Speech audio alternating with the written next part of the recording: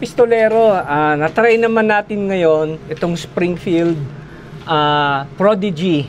Sa mga gustong sumali sa mga competition, highly recommended ito.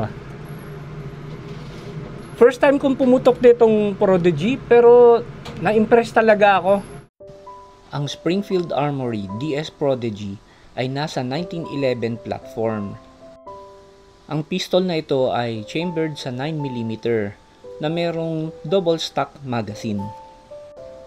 Available ang mga magazine niya sa 15, 17, and 20 rounds. Ang kanyang thumb safety ay ambidextrous. Optics ready na rin po siya at meron siyang Picatinny rail. Ang grip niya ay parang sandpaper grip, ang sarap sa kamay. Narito pa ang ibang specs ng Springfield Armory Prodigy.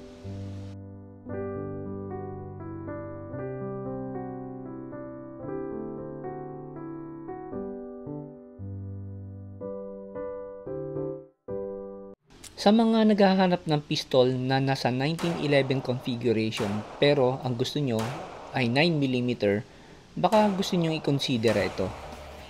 Medyo mataas lang na ang presyo nito.